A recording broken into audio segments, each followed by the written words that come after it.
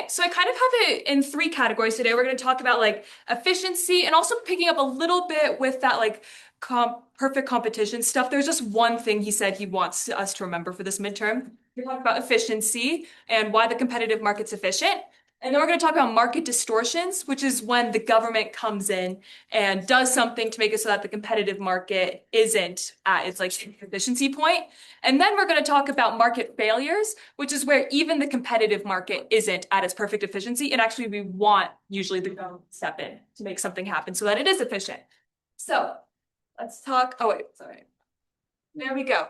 Efficiency. Yeah. So just getting the definition of efficiency down, because if we don't have it down, it's going to be confusing the rest of it, right? The competitive market is efficient because marginal willingness to pay, so that demand curve equals marginal cost, right? Because we're charging at that beautiful cross point right there. And this is because we're using price and profits to allocate. So people are able to kind of figure it out instead of like other measures to figure out what the best amount to make is. And doing this will maximize our total welfare. So it's going to maximize our consumer and our producer surplus. And that's what efficiency means. And so if this isn't happening, we need to fix it somehow. This is kind of something that he wants us to remember from last test, kind of this like long run adjustment that happens, right? We have like our supply and demand curve, but remember like profits are made and so then new firms will enter, and depending on how the new firm's cost structure looks can depend kind of how the long run supply curve looks. So this is like if the new entering firm has like the same sort of cost as the old firm. This is all in Learning Suite too. So if like, don't feel like you have to take notes on this, but you can take notes on things that I say that aren't on these slides, if you see anything. This is if the entering firms have higher costs than the current firms. So whatever will make that happen. And then this is if the entering firms have like better technology, improved methods, new machines, so that they actually have lower costs than old firms. So we can see how the short run supply curve looks like this, but the long runs look different. And so this next slide kind of shows an example of what that looks like with the decreasing costs. So we see kind of when this, so this is like where the firm was before. This is like an existing firm. And then because they're making a positive profit, like a new firm enters in, but see how their average total cost is lower? And so that makes it so that over here, like that was it. But then now it's kind of here. And so it's like decreasing. So this is just kind of one thing that was like kind of midterm one-ish, but he still just said, make sure to kind of remember this for the midterm. Sorry, can you just repeat that briefly one more time? With this chart. So this is like the existing firms. And we see at this point, this is like the price. And so they're making a positive profit here. I'm sorry, this is, let's say like this is the price or something. Oh, this would be the price. And then new firms enter because there's those positive profits being made. But notice how they have a lower cost. Like they have some sort of like better, newer technology that makes it so that they can operate cheaper than the older firms. And so if we look over here, we can see that cross point and then that cross point is making it so the long run supply curve is actually kind of sloping downwards because like new firms will enter and so they can make it cheaper. And so in this case, the existing firms would have to lower their costs somehow to stay in the market. Yeah. How does this relate to the other slide? The slide was just, so look at this picture, and then that's kind of this picture. So it was just kind of expanding on this picture, and there's something similar happening in these two, but opposite. Awesome. Okay. That seemed good. Good enough to at least, I think yeah, this was in like, this is just taken from the textbook too. So if you want to look more to that, you can. Okay. So part of the efficiency is we kind of learned one more thing that can happen that is still efficient. So basically, all of these graphs are kind of just going to be drawing our supply and demand and then adding a line to it somehow. So if we're importing, then we have this world price that's here. And if we're exporting, then we have this world price that's here. So we see this is how much is demanded here. Or sorry, this is how much is the domestic suppliers are willing to supply. And this is how much domestic demanders want. And so that's different. So usually we would call that a shortage. But because we're actually opening it up to the world, this is the imports. And so that's nice. And so we see this is all, so this used to be producer surplus, but now it's consumer surplus. And this is like a whole new bit of surplus that was added in. So we see that this is a good thing. We like imports and we also like exports. Now, in the case of imports, producers might be a little annoyed because their producer surplus is getting taken away. right? And in the case of exports, consumers will be annoyed because this was consumer surplus and now it's producer surplus. But the net welfare is greater. And so overall, we say that imports and exports are a good thing and it's an efficient thing for the economy. In both scenarios. Yeah. So from the producer's perspective, this is a bad thing. From the consumer's perspective, this is a bad thing. But like, But for the economy in general. yeah, we look at it and say, no, this is good. We like this. So yeah, in both cases, total welfare increases. Although either like someone will lose, but the gains to the winners are greater than the losses to the losers. So that's kind of what's going on with imports and exports. That's why this is still an example of something that's efficient. Okay. And then one last thing kind of in the efficiency thing is currency exchange. I know this kind of confused a lot of people. I'm like 80 to 90% confident that if you're confused by currency exchange, you can just kind of memorize this and hopefully that will be what the question is related to. So basically when we're thinking of currency exchange, when something will appreciate a currency, it's something that is like making people want it. Remember in class when we drew a supply and demand chart? And we basically just kind of thought of it as like, okay, let's say we're the demanders and we want to go to Europe. So we have US dollars and we want euros. So that's what we're demanding. We're demanding the euro. And then Europeans might have euros, but they want US dollars. So they'll be the suppliers in this case. So this is like the market for wanting euros, right? And so something that will appreciate the euro is something that will make us want the euro more. So if Europe has higher interest rates, that means we would get more return on our investment. And so we want more euros. That would appreciate the euro. If we have an increased taste for European goods, we would want the euro more. So that would appreciate the euro. If there's lower inflation or good political stability in Europe, we would want the euro more because we know that our dollar is safer, right? We aren't saying, oh no, if I like get a dollar from this foreign country, like it could be worth nothing tomorrow because of the government being so unstable. So these are things that would appreciate a currency. And then just the opposite of that would depreciate a currency, right? Like if there's a low interest rate, but we have a higher interest rate, no, I'll invest in things in America. And Europeans will say, oh, I want things in America. So that would depreciate the euro. If the Europeans wanted our goods, that would depreciate the euro. Right. If there's higher inflation or political instability, that would depreciate the dollar because people don't want to put money in your dollars. So that's kind of the chart I've made of currency exchange. Any questions? Yes, Kyle? So factors that appreciate currency, higher interest rates, appreciate currency. So right now in the US with the Fed holding high interest rates, the US currency is holding basically stronger compared to other countries' currencies.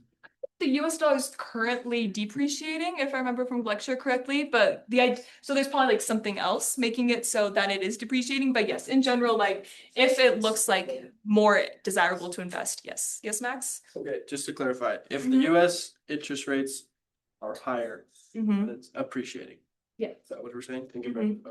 Because like as in the return on investment that you would get, right? Because if you're getting 8% interest, you want to invest versus if you're getting like 2% interest in something. Okay, perfect. Awesome. Any other questions on this? There was a homework question that said something like the exchange market of dollars for pounds. Which one is which? So if it's dollars for pounds, I think that means it's kind of like it's someone who wants the pound, right? So it would kind of be like has dollars wants pounds, has pounds wants dollars. Yeah, but you can kind of like, we could also draw this graph in like a different way. It just kind of depends on how you're thinking about it, honestly. That's kind of where it can get a little confusing. But yeah, basically, I think some of the easiest approach to it is like, okay, do I want it, would I want the money more or would I want the money less? If you want it more, it would appreciate. There we go. Okay, I'll be really sorry if the question on the test does not have to do with this, but I really hope it does. Okay. That's kind of all for the efficiency. So let's get into market distortion. So what's a market distortion? Anyone want to say it in their own words or just read what I said on the slide here? No, it's kind of a big room. It's okay if you're scared to do it. Yeah, so market distortion is when the government's going to do something that will distort the market. So it's not going to be at its beautiful, efficient point because the government has done something. In my last presentation, someone said that they're like, oh, these are just so many graphs, I don't know how I'm going to memorize it. So I'm going to kind of draw like a little memorization tool over here that helped out some people. If it doesn't help you, whatever. But we're always going to start with our like efficient competitive market for each of these graphs. So we want to understand the effect of each distortion on efficiency. So we're going to kind of want to really know where that deadweight loss is. We're going to want to see some unintended effects. This is thinking conceptually of it, who wins and who loses. And if you can kind of label these points on the graph, you'll be pretty good at understanding it conceptually and understanding what's going on. Especially like if you can do the deadweight loss, that's helping you see what's happening to the efficiency there. Okay. First market distortion is the tariff. So what's happening is too little specialization. So remember, this was our import chart that was happening before. And so think of this line as this line. And now the government has added a tax on top of it. And so this is the line of the world price plus the tariff. And so what we're seeing here is that this used to be like what was produced domestically, and this was what was demanded, and that was the imports. But now with the tariff, this is what's produced domestically, and this is what's demanded domestically, and that's the imports. And so the government is making tax revenue in all of this because that's the amount of the tariff and that's the amount that's being imported. And now we see the producer surplus went from this little triangle to this bigger triangle. So that's kind of one thing that the tariffs are trying to help out doing. Yes? So, I mean, demand is less because supply is less because there's tax. He demanded will be Demanded, sorry. because this whole like market demand has stayed the same. But this is how the quantity demanded before, but now that this is the price that people have to pay, this is the quantity that's demanded. And we see this whole, if you could draw like this whole big triangle, that used to be the consumer surplus with the imports, but now the purple is the consumer surplus. So the consumer surplus has definitely gone down. Producer surplus has gone up by a bit. Government has gotten some tax revenue, but these little yellow triangles are the deadweight loss. Now, remember, deadweight loss means that that's like surplus that used to exist, but it's going to nobody. And so, like economists aren't like really caring about like what's happening here. Like producers are people, consumers are people, someone's getting that surplus. And the tax revenue is going to the government, which they can use to do stuff, sure, but the deadweight loss is just kind of disappearing. Like it's deadweight loss, it's inefficiency. And so that's kind of the frustrating part of the tariff, is that it's creating that deadweight loss. And we don't want to have that deadweight loss there. The study guide mentions quotas. So if you're wanting to get into the nitty gritty, I just have, like, this is on Learning Suite, right? This is just a reference to what it looks like, the quota. It's just like a little bit different, except you don't really get a tax revenue. Instead, it just goes to like people who have some quota licenses. So that's if you want to get into quotas. But I think the tariff's kind of the bigger deal here. Any other questions on the tariff graph? Okay. So kind of how I was doing this memorization tool is just kind of drawing like all of the big lines of the graph here, right? Because basically you need to know how to draw that initial line. And then if you kind of understand the graph, you can label everything. So the tariff graph is like the old line and then the market distortion. So, and then usually also another hint. So government revenue is always going to be like some sort of box in there. And then deadweight loss is going to be some sort of triangle that you need to find. Like little new triangle that's created. So that can help you like memorize these graphs. Awesome. And yes, and then remember that the distortion is that there's too little specialization, because clearly if the world price is here, where our domestic price is here, the rest of the world's better at making it, so they should specialize in it. But with this tariff added, we aren't specializing. We're doing something that we aren't as good at, which also means that we are doing less of something that we would be better at too. So too little specializations happening in a tariff.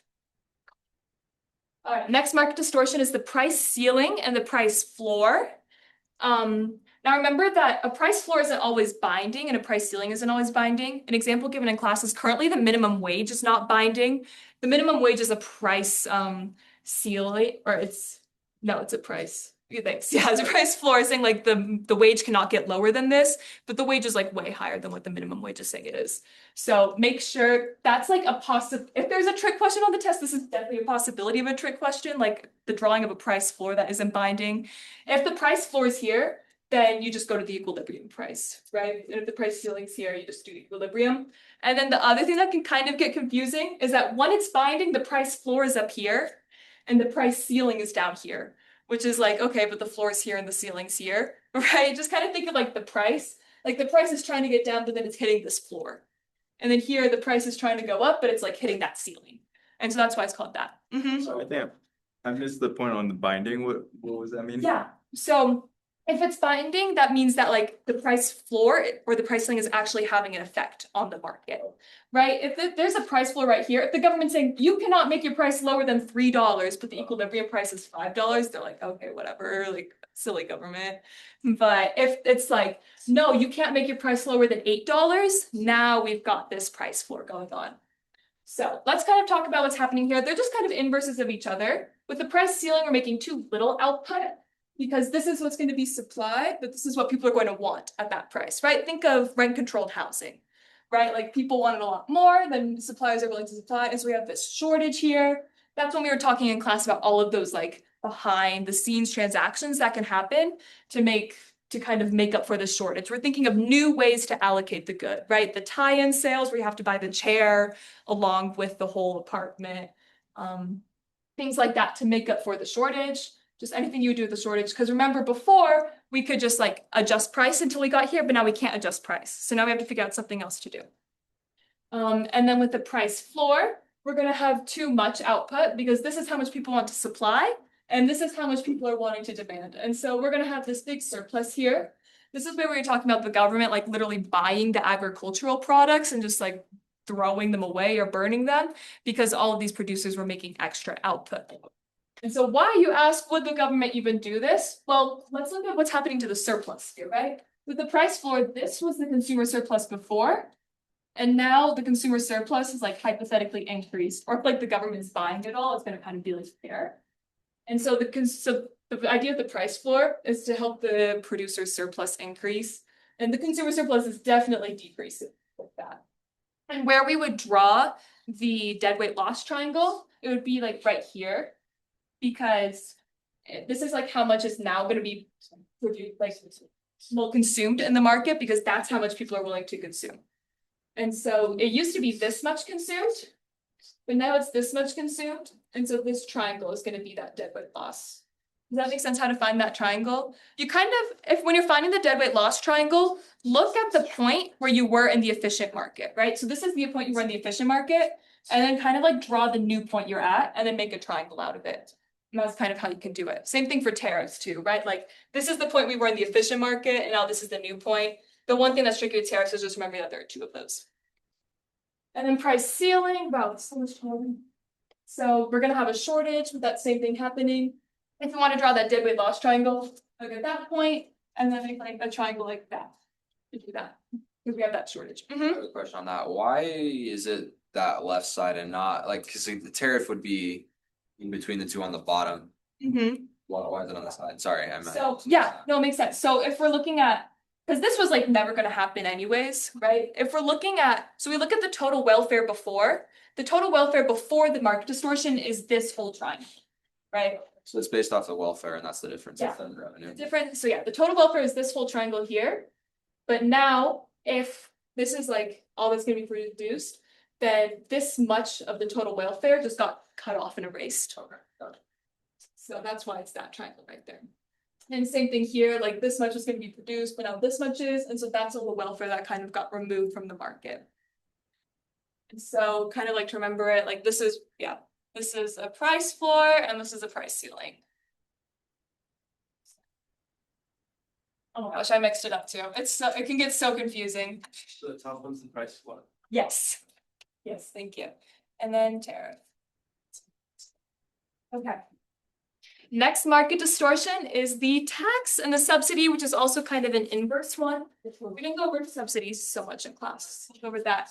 So with the tax, we just kind of want to like draw a little bar in here. And then you can move like your supply line to match with it, but you don't really need to. You can get all the understanding just by drawing a little thing. Okay. And so what's happening with the tax is we're having too little output, right? Because the amount consumed is going to be less. So this is how much was going to be consumed before, but now it's this much. And so that's our deadweight loss triangle. You draw the bar to the amount of the tax. And so this is the quantity being taxed, and that's the amount being taxed. And so this box is the tax revenue. And then this little box is now the consumer surplus. Remember, once it was this. And then this triangle is the old producer surplus, and this triangle is the new producer surplus. And so a government will tax One, because they need tax revenue. Two, they're gonna try to like stop a behavior that's bad, like, oh, people are smoking. Let's try to like make people smoke less by taxing it. So those are reasons people will tax. It's something that needs to happen, but it will produce that deadweight loss in the market. And then a subsidy is gonna kind of be the flip side, right? The government is going to, we can just draw a little bar in there. That's the size of the subsidy. And this whole box is what the government's gonna have to pay. But what's kind of what's happening with the surpluses is they're actually getting a lot bigger. So the new producer, so this producer surplus used to be right here, but now it's actually right here because this is the price that the producers are getting. And so that's why it's this whole big triangle. And then for the consumers, this used to be the consumer surplus, but now it's all here because this is the price that the consumers are paying. And so they're getting a lot of surplus there. But then this is the deadweight loss because that's like the overconsumption that's happening because too much is being produced in an economy with a surplus. Are we gonna need to know how to calculate all these for the test? Probably not for Professor Kearl test. He usually prefers that we like understand what's going on more than actually being able to do like calculate the areas of it. But that is like how you would find it. You just like if you're like trying to find the amount of the deadweight loss and you're given a graph like this with some numbers, then you calculate the area of that. And that would be how you find the deadweight loss, but you probably won't have to do it. This test. I'm showing how, but it's more important that you kind of understand what this is implying for the real world. So yeah, the too much output and the too little output is kind of where we're seeing that. So this is saying that like the tax is the solution if there's too little output, This is saying, or is so that what it causes? that's what, when we look at externalities, that's what we'll be looking at. But right now we're pretending that this is a market that was perfectly efficient before, and now we're seeing too little outputs being produced. And so this is a market that was perfectly happy before, but now too much output is produced because of that surplus. And so, yeah, I'll have this up on Learning Suite if you want to like really look into it. But yeah, and then remember, so even though this is a consumer or producer surplus, it's not deadweight loss because it's going to the government. So we're still fine with that too. Awesome. And then my next chart is kind of how we can see like who is paying the tax and who is benefiting from the tax. And that's dealing with our elasticity. So hopefully we still remember how to kind of draw elasticities on our graphs. Remember like inelastic like an eye, elastic kind of like all the lines in. So if it's perfectly elastic, it's like this. If it's perfectly inelastic, it's like this. And then just kind of somewhere in between. If it's like more elastic, make it more like this. If it's more inelastic, make it more like this. So here we see we have an inelastic demand versus an elastic demand. So when the demand is inelastic, the consumers have to take more of the burden. Think of like cigarettes, right? If you are really addicted to cigarettes and that gets taxed, you're probably paying most of that tax.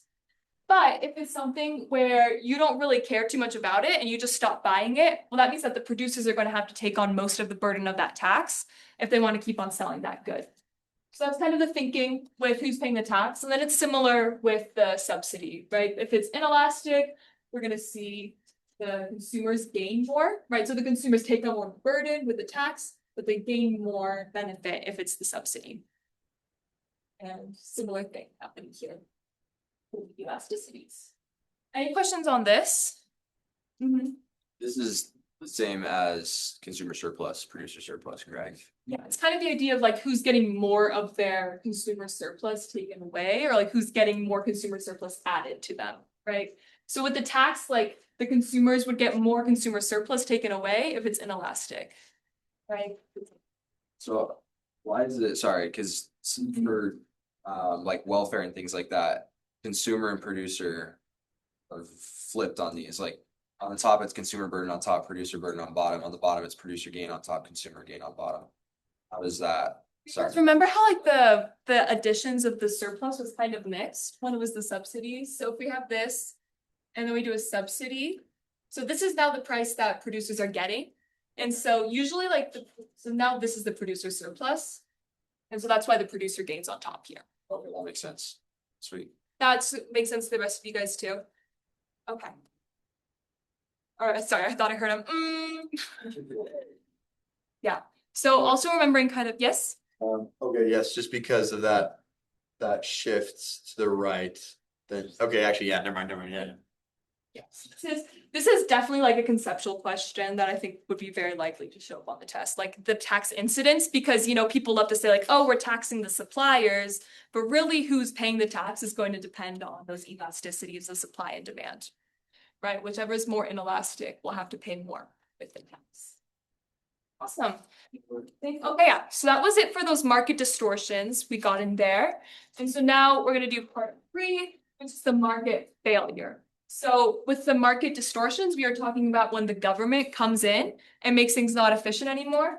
But now we're going to talk about when the market in itself is just not producing the efficient outcome. So this is the most recent stuff we've been talking about. So hopefully this is fresher in your mind.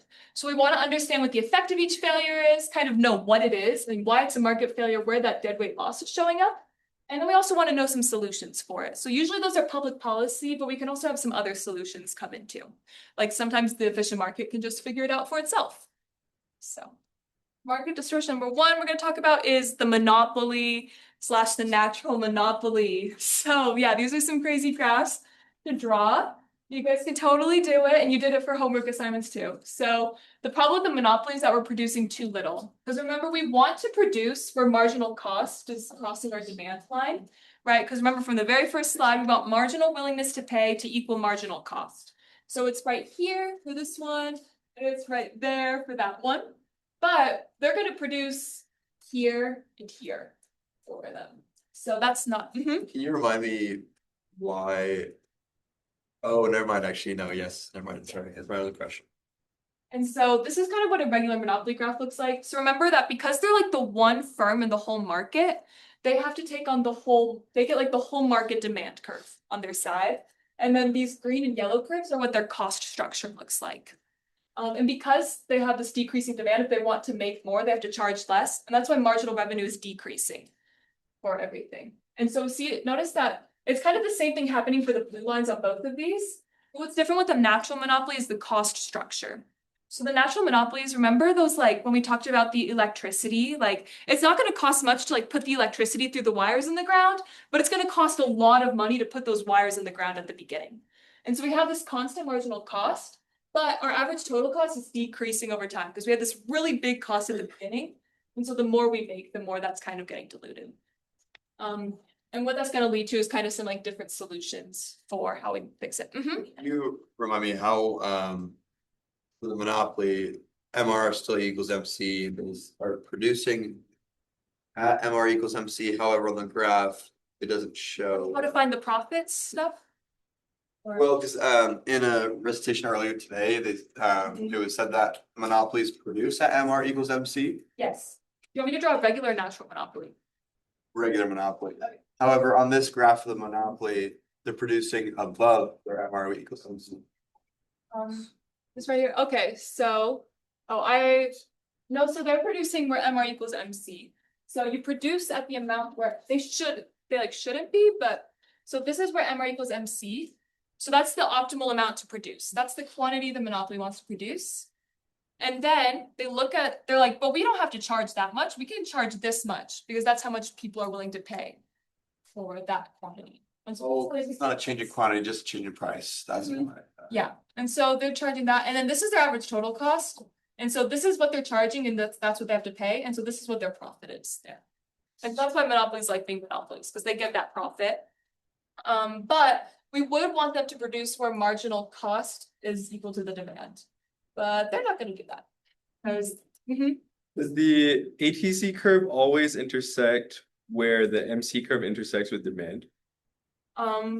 So the ATC curve is going to intersect with the marginal cost at its lowest point. And so it can look different for different firms. And so what we really care about is just like, it's a parabola, and at the bottom of the parabola is where it's crossing with the marginal cost. So then the demand curve is like independent of that. Okay. That's going to depend like where we're making profits or if we're not making profits at that. For a natural monopoly, can you just explain why marginal cost is constant? That doesn't. You can also kind of like draw it decreasing a bit, or even maybe like a little bit increasing and then just not care about the part where they cross. But what we really want to see is that marginal cost is below average total cost. And that's why average total cost is falling, right? Like see, when marginal cost is below average total cost is falling. And with a natural monopoly, the average total cost is falling. it's constant because it's a natural monopoly and they can, Yeah, it's got this like really high fixed cost, right? okay. It's like a water company where they like have to put all the pipes in the ground, but then once they do that, it's like pretty basic to just keep on pumping the water. And then this is like kind of just the easiest way to conceptualize it too for test. So, yeah, these are like some good, like harder graphs to understand. Once you get it, you got it. Any other questions on these graphs before we go into like some solutions and problems caused by this? Yeah, so obviously the problem is that we would want like this much produced or that much produced, but this less is getting produced than the consumers would like. So what we can do is some solutions, we have like the antitrust laws. Remember where the government just says like, no, you can't be a monopoly. You have to break up into smaller companies so that we have some competition going on. Or no, you can't merge into a big company because then there wouldn't be any competition going on. So the government just regulating the creation of that. Or for a regular monopoly, you could just hypothetically force them to charge what price equals marginal cost. Be like, great. The one thing with a natural monopoly is if you force them to charge what price equals marginal cost, notice how their average total cost is greater than that, so they're actually losing money. There's a problem on the homework like this. So if you want to force them to charge here, you have to do it with a subsidy, right? You would, because they're losing money, so you need to subsidize them what they're losing, or else they like would have to go out of business. Or you could just do it right here, and that's better than what was happening before. Still not like perfect amount, but then the government doesn't have to pay anything, and it's better off. But the monopoly still is not losing any money by doing that. So that's kind of what some solutions could look like for the monopolies. Going on here. Maybe this is kind of a No, not no. relevant question. But so the motives for the government to do that, because if they're subsidizing this natural monopoly, then obviously they're gonna have lower prices. However, then that comes out of the taxpayers' money in tax dollars. Yeah. But the benefit or the positive externality of that would be that the consumers can still purchase the service or product or whatever from this company without them going out of business, correct? Yeah, it would have to be like something that was deemed really important. Oh, and then another thing here is the public ownership can be another thing, right? Because it's not profitable for this company to charge at the societally optimal amount. So maybe the government just owns it. That's like the example we talked about where like in Provo and Orem, like one of the cities goes with the public ownership solution and the other city lets a private company own it, and they probably do one of those solutions. So, good question. Any other questions on monopoly and natural monopoly? Next, we've got externalities. Okay, I feel like externalities is kind of a thing like we get, like, okay, there are unintended consequences to our actions. And basically, if there's a negative externality, less should be produced than what is produced. And if there's a positive externality, more should be produced than what is produced, right? Some hacks to like drawing those graphs. So we can draw like our initial graph. And this is kind of the private costs and the private benefits. And if the problem says something about like the benefit or value to society, we're going to want to move the demand curve. So maybe it's a problem that says something like the benefit to society is greater than the private benefit. Then we say, okay, we want to move the demand curve. And if the benefit to society is greater, that means we should want it more. And so what that would look like is that the demand curve would be out. And then to figure out if that means it's a positive or negative externality, in the private market, this much is being produced. But if we're thinking socially optimal, then we see that more is produced. And so we see that since more should be produced, this was a positive externality we just drew. And the deadweight loss is going to be this triangle here, the difference between what should have been produced and what is being produced. Here. And then on the flip side, if you were asked something like the private costs are less than the social costs. So the social costs are greater. We want to move our supply curve to fixed costs. And if the social costs are greater, that means that we should want to produce less because that's like, it's more expensive to make than we're actually thinking. And so we move it back.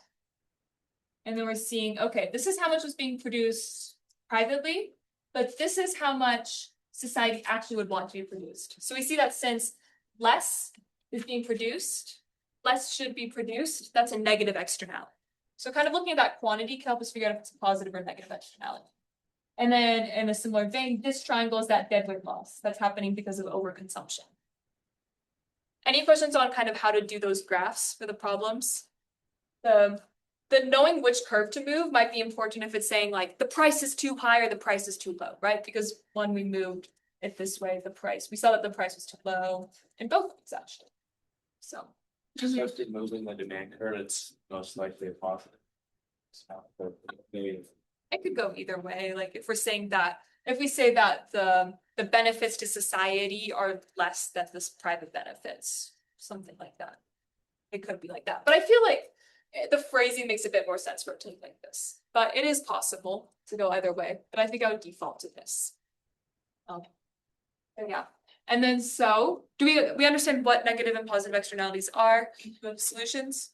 Okay, I just wanna double check. Yeah. Private is what is currently being produced and then societal, social is what should be produced, okay? Yeah. Kind of what we've been doing in class this whole time has been the private secretly, and now we're adding in the, oh wait, but also now we're gonna think of social costs. So, okay, now that we understand what externality. So yeah, externalities, so solutions to externalities, we talked about with taxes and subsidies, how like taxes will make less be produced. And so if we have a negative externality where less should be produced, we can just tax it so that less is produced. There's like a fancy French person's name for the name of the tax, but it's like Foucault or something. But yeah, we can tax it, or we can also like regulate it. Like the government can just say, no, you can't pollute that much. There we go. Beautiful. And then on the positive externality side, more should be produced. Well, a subsidy means that more gets produced. And so we can make a subsidy kind of equal. What we would do is the subsidy would be equal to the size of that line. And the tax would be equal to the size of this line right here. I have a side question on that. Sorry, what incentivizes people when receiving the subsidy to produce more instead of just taking the subsidy and just leaving it where it's currently at? I think Kearl answered that in class, and I think he said like it was like you subsidize like the additional output. Okay. But yeah, so a subsidy can be the way to make the positive externalities happen. Example is kind of like with education. Like people should be getting education, so let's subsidize it. Awesome. Any other questions on externalities? All right, we've got public goods and then. So public goods, the two things to really remember, non-excludable and non-rivalrous. So non-excludable means you can't prevent people from benefiting from it, right? Like you can't say like, no, my military is not going to defend you. It's going to defend everybody except you in your house. You can't do that. And then non-rivalrous, it doesn't cost more for another person to benefit from it. So it's not like an apple where if I eat the apple, then someone else can't eat the apple. Everyone can have it, right? Everyone can benefit from the military. Everyone can benefit from this park that we've put up here. To put it in like 5th grade terms, like I can't stop you from having it. And if I have it, you can have it too. And so, but because you can't like stop people from benefiting it, we have the problem, which is like the free rider problem, which just means, okay, if I don't have to pay for it, then why should I pay for it? Even though it is good for society and there is a market for it, why would you pay for it if you don't have to? And so the market failure that's happening here is that the government isn't making, is that the private market won't produce it, even though it is a good thing that should be produced. And so we talked about a lot of solutions for this. And one solution is that the government taxes and provides the good. So that's what's happening with the military, because it's really hard to make a private military. So the government just taxes and provides the good, and everybody can be protected, and everyone gets protected. Another thing we can do is we can make it excludable. So this could be like a park where we say, like, you know, those kind of museums that are basically parks, right? That's just taking a public good of a park, but making it excludable. And so now the private market's willing to make it because they can't exclude people from it, and now they have to pay to get it. The HOA be an example of this? I'm not too familiar with HOAs, but that sounds about right. Yeah, like you have to pay. Yeah, the HOA, meaning like all the neighborhood houses have to pay a certain price to be able to use the parks and everything else. Yeah, so that's making it excludable somehow. They can exclude you from using it if you don't pay for it, right? Another great example of this is toll roads, right? Like roads are a public good that the government usually provides, but some private companies also make roads, but you have to pay to be able to use them. And that toll is how they make it excludable. And so that's what can make it from a public good into what's called a club good, if you remember that from the reading.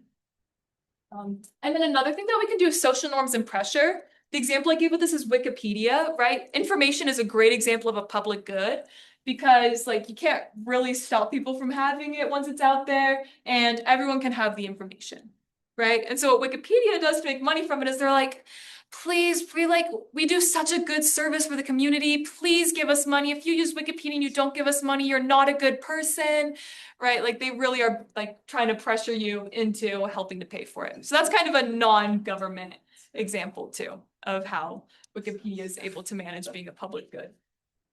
Any questions we've got on public goods? Awesome. Okay. And then I just put this on here because remember, but it was like the last class, so I feel like you guys get the gist of it. But yeah, another market failure is fairness. We clearly value fairness as a people, but the market, we've been saying the whole time, it's efficient, but efficiency doesn't always mean that it's fair, right? We talked in some cases like, okay, the losses to the losers are less than the gains to the winners, but those losers still lost. And so there will be some unfairness that can happen in a competitive market. And solutions for that are that's where it gets a bit more political, like what should we value more? What's more important? So we didn't talk as much about solutions because that's one. We can't just like draw a pretty graph and be like, this is how we finally make it fair. So that's kind of the point with fairness. And then everything's set in class too. I think that's it for yes, so that's kind of it for that part of it. Yeah. 10 minutes left, so we can do a couple of these practice questions. Thank you, James, for writing these. But before we get into these, let's go over going over content's more important. Do we have any other questions about things gone over this semester or things I glanced over a little bit? Yes, Susie? You talked a little bit about foreign exchange, like a little bit more. And I don't know if we spent like 45 minutes on this before this, but it's like you've got two goods. And it's like, for example, tools and coffee beans. And it's literally word for word the question. And then it shows you these are the prices of each, which one is the comparative advantage. And then there's a exchange rate given, and then the exchange rate changes what happens to the price of goods, etc. Does that make sense? Yeah. I'm not sure oh wait, yeah, that was kind of the memorization. Like kind of if you can just open on one thing. I'll show you kind of some of my hacks for comparative advantage. I'm not sure. I'm not like 100% remembering that part of the lecture, so I'm not sure how much I can. Or let's just comparative advantage with like okay. a foreign exchange rate, kind of. With a foreign exchange rate. Okay. Well, I'll show you first how to find comparative advantage, and then I'll kind of show you like the opportunity cost part of it, which would show like who would take that exchange rate. So let's say US and name a country. Someone. Need. Okay. Yeah. And we'll do airplanes and cars. So we'll say the US can make 12 airplanes in a year, while Germany can make 2 airplanes in a year, and we'll say On the question, it's like it's it costs them $12 to make a plane. Okay. And $1 to make a car. Got it. You can also do the same type of thing with that, but we'll do it for that, and then I'll show you real quick how to do it the other way too. Okay, sweet. Okay. How much? Let's say it costs them 1 million to make an airplane, but it costs Germany 10 million. And then it costs the US 30K to make a car, but it costs Germany. Okay. So who has absolute advantage in airplanes? US. Yes. Who has absolute advantage in cars? US. Who has comparative advantage in airplanes? US. And Germany has comparative advantage in cars. So we got absolute advantage pretty easily, right? Absolute advantage means who is better. Okay, the US is better because they can make it for cheaper. The US is better because they can make it for cheaper. But now when we're doing comparative advantage, we're going to say who is more better, basically. So the US can make airplanes for 1/10 of the price that Germany can make airplanes. But the US can make cars for 3/5 of the price that Germany can make cars. So since they're like 10 times better at airplanes, this is their comparative advantage. The price, baby. Right? So basically just ask yourself so absolute advantage, who is better? Comparative advantage, like who's more better, right? So the US is more better at this, and Germany just takes the other thing. Germany's like, okay. We get the leftover. Yeah, we get the leftover thing. If we want to kind of do it the other way, let's say it takes them, let's say they can make 12. Let's say it takes them, yeah, they can make 12 in a year, where Germany can only make 1 in a year. And they could make 40 in a year, while Germany can only make 30 in a year. So who's better at airplanes? US. Who's better at cars? Who US. has the comparative advantage in airplanes? US. Who has the comparative advantage in cars? Right, because we see US can make 12 times as many airplanes in a year. Yeah, right? And so let's say like if the question gave us the two separate currencies, would we just convert that currency to one of the currencies just to make it simpler? Yeah, you'd probably need to like do some sort of thing where you figure out the opportunity cost of making it. And so let's pretend that it only takes them 10K to make an airplane, so I don't have to do currency conversion. But it would take if they want to make one plane, they would have to give up 5 cars. And so that's kind of the opportunity cost you'd figure out. And so then you have to see if it's like, so if they have to trade in 1 plane for 5 cars, they would have to get at least 5 cars for 1 plane in order to be willing to make that. So if they get 6 cars in exchange for a plane, they'll making that trade because that's better than they could do on their own. But if they're trading 1 plane for 4 cars, no way, because we can just make 5 cars on our own. That makes sense. Kind of how to figure out that foreign exchange thing. But yeah, ask yourself who's more better, and then if you're trying to figure out if they benefit from the trade, figure out like how well they could do it on their own, figure out that opportunity cost on their own, and see if they're benefiting from it. And then that's kind of how you can figure out if they're willing to make that trade. It took us 45 minutes. That was crazy. There we go. Okay. Any other questions on comparative advantage? Okay, I can show you one hack real quick. What was this before? It was 10 million. Okay, so here we like the numbers to be smaller, right? If we do some diagonal multiplication, let's make this back into K so that we don't have to do unit conversions. Okay, so we like the numbers to be small here. And so if we do this, that's 50. And if we do this, that's 300. We like the numbers to be smaller. So 50 is smaller than 300. And so these are the 2 things we like. So that's the comparative advantages. Yo. First time, yeah, reverse tense. For what? Yeah, you don't learn this in class because it's kind of a hack that takes away from learning. Okay, so do we want the numbers big or small in this? Do we like the numbers big or small? Here. Small. Okay, so multiply it diagonally. Is 50 or 300 smaller? 50. So that's the diagonal that we like. Yo. But then if we were not talking about the cost of manufacturing, but we're talking about production, what did you? Let's go back to this. So do we like the numbers big or small here? We want them small, big, right? Yeah. Big. Okay, so what's 12 times 30? It's 360, right? Which one do we like? Wait, this one is for what? Cost of- How many they could make in a That's Quantity. So that one's cost, that one's quantity. Okay. minimizing cost, maximizing production. And so that's kind of another hack to find it. So yeah, way better, or if you can do this too. If you forgot to do the other thing.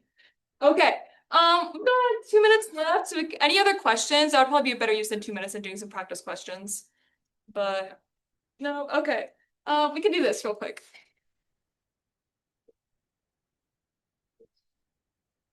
Like put your thumb up.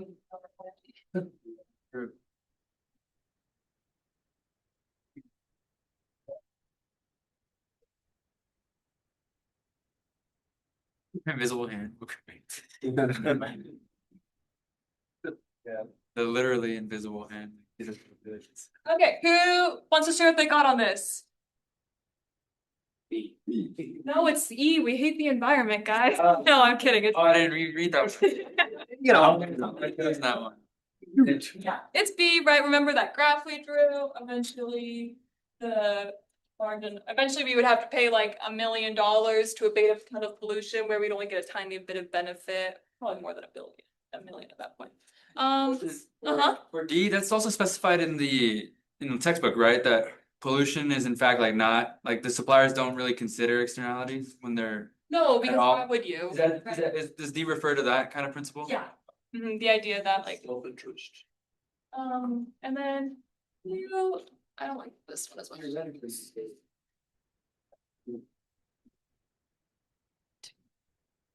Price on demand. Oh yeah. You just said it.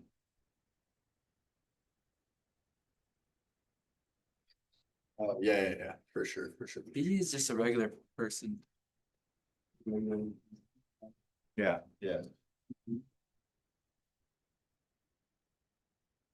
Who wants to shout it out? Someone shout it out. Yep, MR equals MC, and then we draw up to. Here we go. You guys can head out now if you want. I can stay in for a couple more minutes if you want.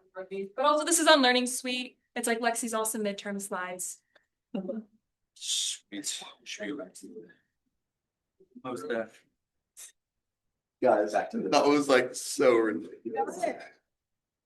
I'm going to land it in 5 seconds. My goodness. Thank you. Thanks, Lexi. This is from exam with one. Yeah, I know. I was like, why did James put this on? But good review because you need a note for the final. Oh, bingo. Remain open to revenue coverage fixed now. Remain open as long as your market.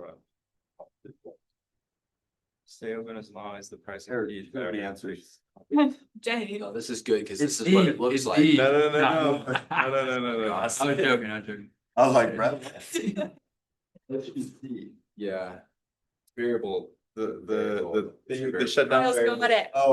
I didn't see shutdown. Total revenue is less than. Yeah.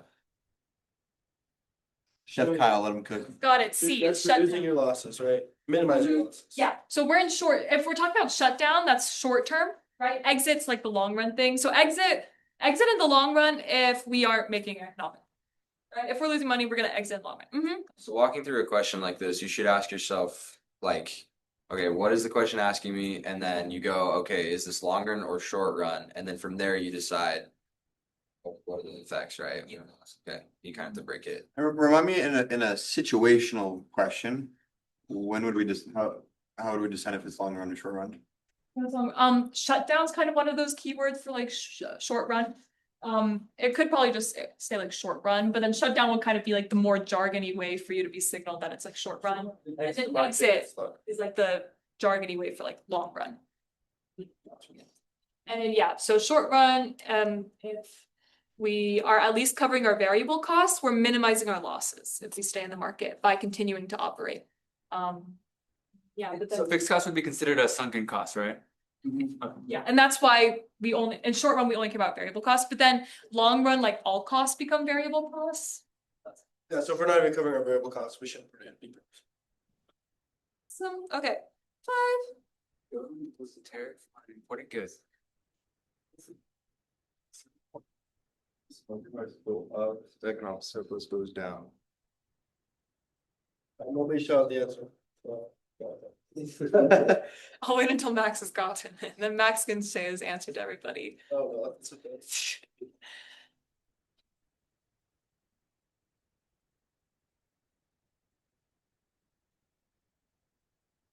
Ain't impossible. It could both increase if like the demand curve shift out, but no market distortion is gonna make A happen. Oh, okay. Actually, no, I'm a subsidy. Oh, yeah, that's true, because, okay, yeah, that's.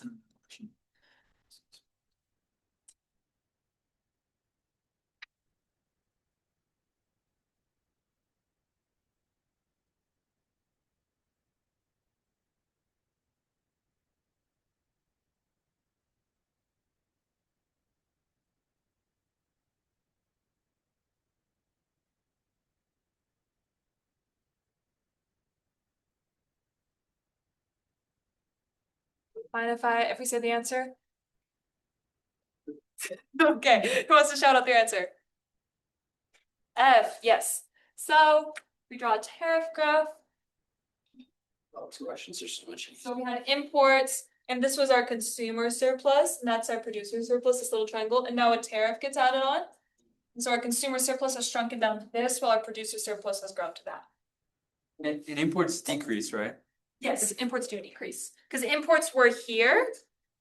So that was the old amount of imports, this much, and now the new amount of imports is this much. Any questions about like why other ones are wrong? Is, well, A, like you said, not really possible. B is because domestic price will actually increase to match with the tariff increase. C, surplus in economy increases do, no, that's not true. Got it, got it. Okay, and then this is the last one. James. Holy crap. Exchange, love James. How does it even? We should have just created the least amount that we lost. If we lost is either too much is produced and or too much is or too little is produced, right? It's that little triangle we drew. Hey, that's not very elastic. That's pretty much in. Yeah, well.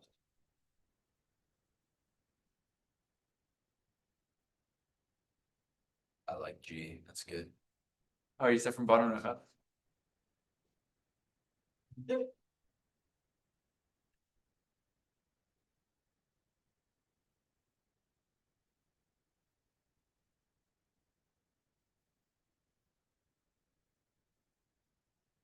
Be like not too big or not too small, right?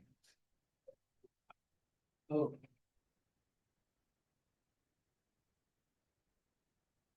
Oh, the least amount. I was looking for the least amount. That makes way more sense. I was like, yo, what?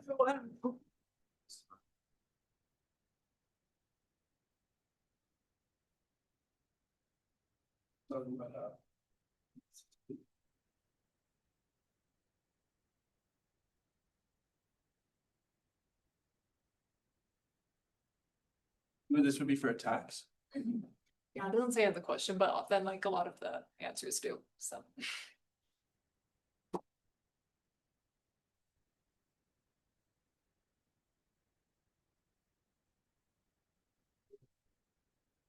Got it? What is it? Is it E? A. It's I was A. gonna say, I think, yeah. Yeah, okay, let's talk about why it's A, and then we can talk about why it's not ones that we did again otherwise. Okay, let me. Oh, is that face because you got it right or because you got it wrong? Yeah. Okay, so let's draw the exact same elasticity for supply. But then let's draw a really inelastic demand. Then I want like a pretty elastic demand. And then we want to make sure, Well, can I try explaining this Yeah. just really quick? Just so because if you had an elasticity that was too far one way or the other, then it would cause a much greater surplus either way. But then because it's almost inelastic, then that means it doesn't really shift that quantity purchased, and therefore there isn't Oh. a surplus. Or hardly any surplus. But there's several that are 0.1, no? There's only two. It's an insulin on top and bottom. However, this one is saying Oh. because the government strictly regulates it, while this one is saying because the inelastic demand means the taxpayer reduces the quantity. so I drew this graph here with like the supply elasticity is the same, but the demand elasticity is different. And notice how I made sure that like the tax bar was like the same size.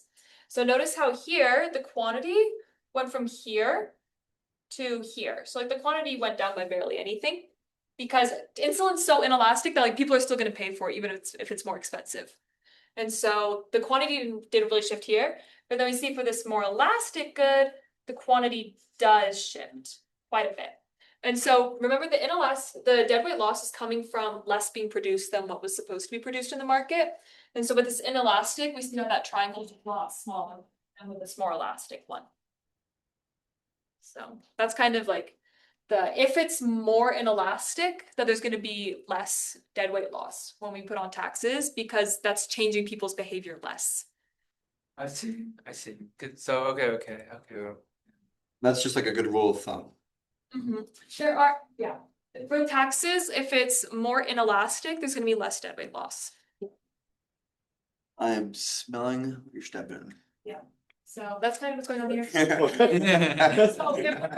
really like that. So would it be E because unitary elastic is basically just like if we drew like a regular supply. Yeah, right.